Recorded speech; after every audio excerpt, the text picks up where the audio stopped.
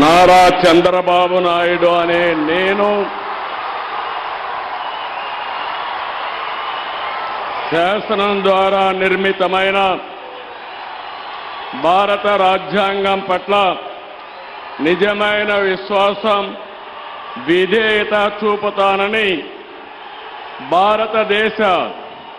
సార్వభౌమాధికారాన్ని, సమగ్రతను కాపాడుతానని ఆంధ్రప్రదేశ్ రాష్ట్ర ముఖ్యమంత్రిగా నా కర్తవ్యాలను శ్రద్ధతో, అంతఃకరణ శుద్ధితో నిర్వహిస్తానని, భయం గాని, పక్షపాతం గాని, రాగద్వేషాలు గాని లేకుండా రాజ్యాంగాన్ని, శాసనాలను